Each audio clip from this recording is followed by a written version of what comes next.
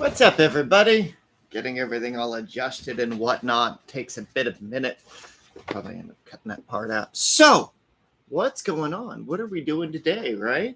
Well, just reading up on Transcendental Magic by Elphus Levy.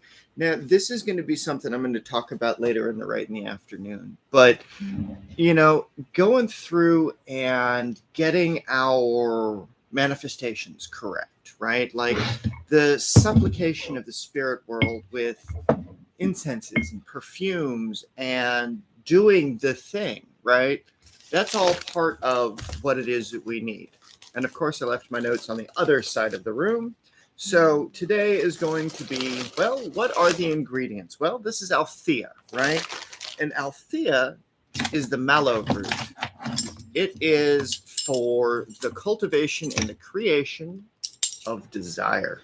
What is it that you desire in your spellcraft? What is it you're trying to do? What are you working towards today, right?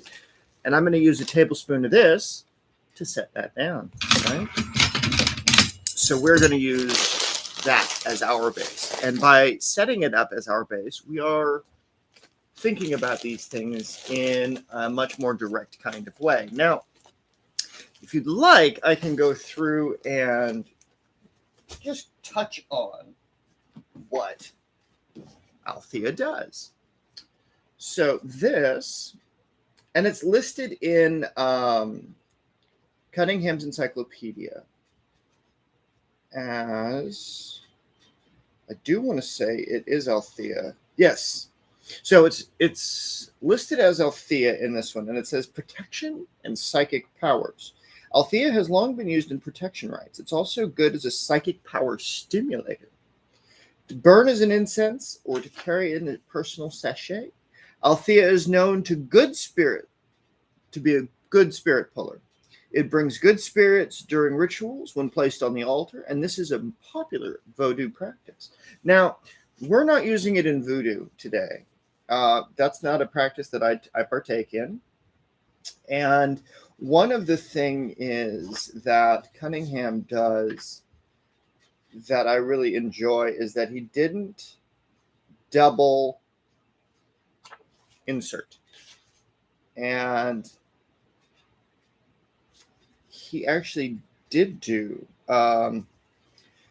he calls mallow for love, protection, and incense. But it's the Malva sylvestris, not the Althea. The Althea is the spirit puller, and that is got the other folk names to it also. And so it's really important. Like, so you've got the mortification root, sweetweed, slaz is another word. But it's interesting that there are two entries, one for mallow, one for Althea in his book. So just be aware of that. I'm talking about the Althea, not the mallow. And so wood betony, that's one of those things where we're going to use only a teaspoon of this stuff. Why are we using this one? Well, because of the simple fact that I want to make sure that everything goes according to plan, right? And so with this, we're going to reference Cunningham again, just to make sure that you understand and we work with the fact that the betony is exactly what we need for this situation. And so what does it do? That's the question, is which page is it on today? And of course, it would be listed under the B's, not in the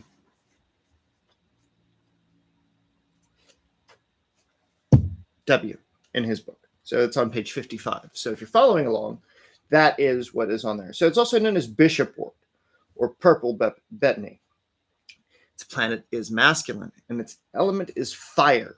So when we're working with things like the Althea, right, that is a feminine plant. That is a Venus plant too. No, that would actually be feminine and water. Water would be Neptune. Water would be Saturn. Water would be balancing with the smoke and the fire, like to create the essence, right? And betony in this case has been long celebrated as a protective and purificatory herb. I mean, the plant that's protected the wearer's soul as well as the body. Betania is added to purification and protection mixtures and incenses, and it is traditional on midsummer to burn it on a bonfire. Betania is also grown in gardens to protect the home and is scattered near doors and windows. This kind of protective wall around the property through which no evil can pass, right? And so when we're using the spirit puller of the Althea, right, we're creating a boundary which no evil can pass. So only the good spirits come, right? And so the maidenhair fern, this is the go juice for today. This is going to be our principal blend, the praxis on which we create that next level of manifestation, right? And so we're going to use a teaspoon of this. Now, why is it a 2-to-1 on the both of those if the maidenhair fern is so important? Well, let's just reference the book, shall we? Why are we doing maidenhair fern? Well, that's a transmutation herb, right? And so we use it in order to be able to pull higher levels of potential. Maidenhair is another water herb. So we're calling from the deep sea. We're calling from the deepest parts of creation. And this says it's beauty and love is what this draws.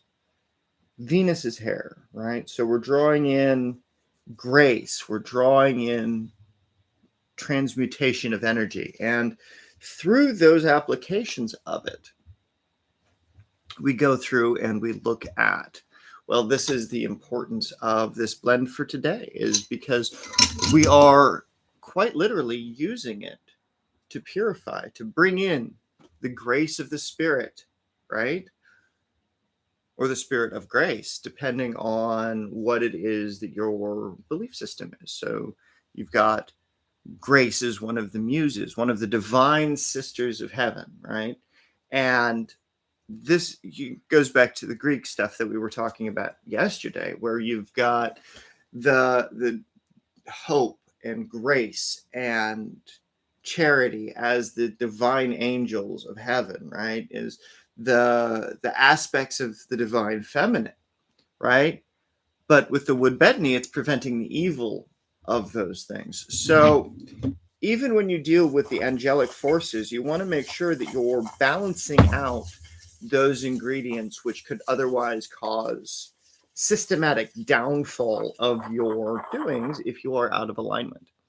And that's one of the things that, talking about and doing these things are two different things, right? We can talk about it all day long, but until you actually mix the bones into the clay, until you actually make the incense, until you make the prayers of supplication, right?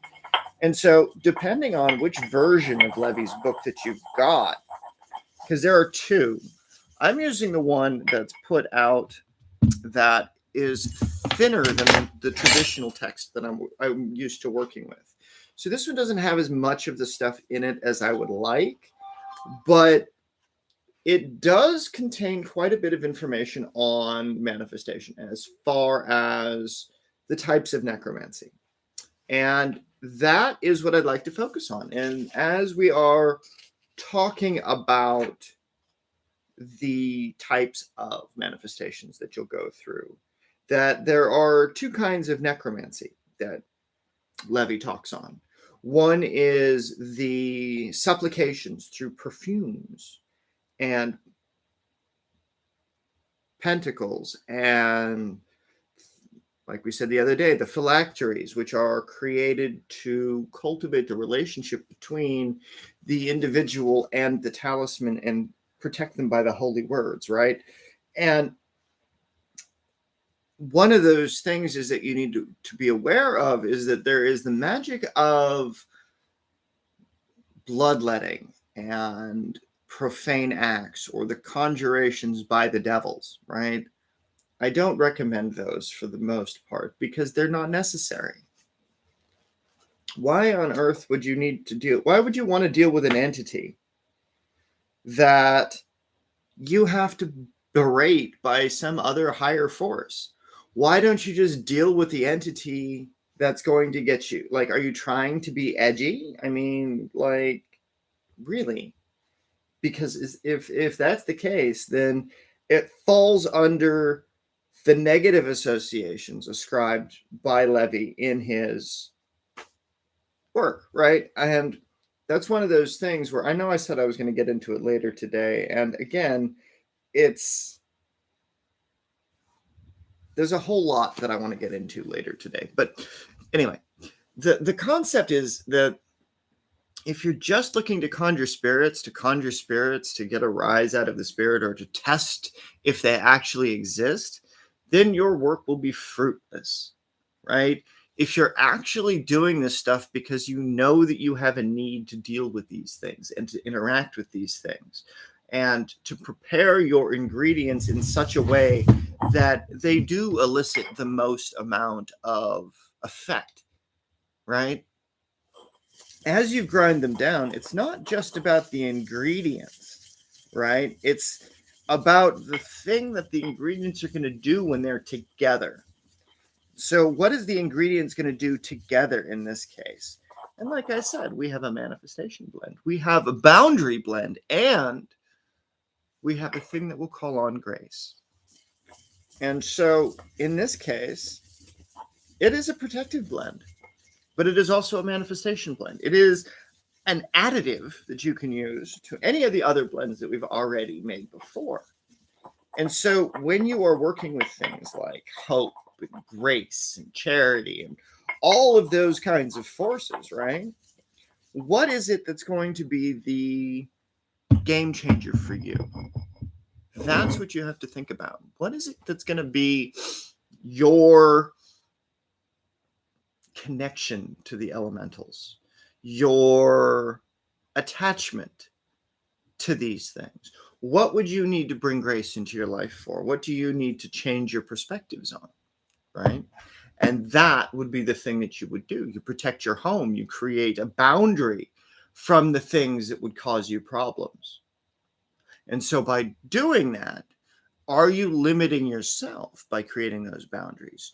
Or are you bringing things through those boundaries so that only the good comes through while the evils are kept at bay? Now, that is what we have to think about when we're talking about protection magic. And so with your spell of the day today, are you getting into the nooks and crannies of, this is what I'm protecting, this is what I'm making a stand for, this is how I am creating that stand and to move forward with it, right? And so we get into these different conversations of it. We get into these different applications of, okay, well, this spell is going to be useful for this purpose. This spell is going to be useful for that purpose. And we can combine them together, and it will be a compound effect. And so this will invite grace and prevent all other things.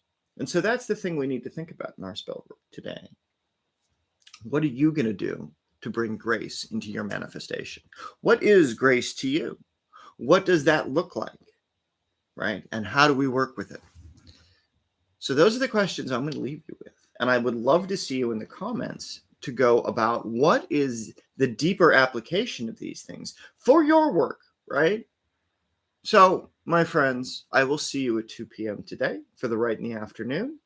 I'm going to go have a fun chat with Lise in her grief counseling communities. It's life after grief. She's creating a program for grief warriors. So if you've lost someone over the pandemic, or just in general, or if you find yourself imprisoned by grief, right? Creating herbal compounds to facilitate the transition between this world and the next, right? The beneficial types of necromancy, the useful things that we can use it for, and the helpful aspects of it. What do we need to interact with the spirits for? What wonderful dreams do we need to have in order to be able to facilitate those relationships at a deeper level? So those are the things that we can all benefit from. Anyway, my friends, stay safe, and I will see you in a couple of hours. Remember, don't be evil. Bye for now, y'all.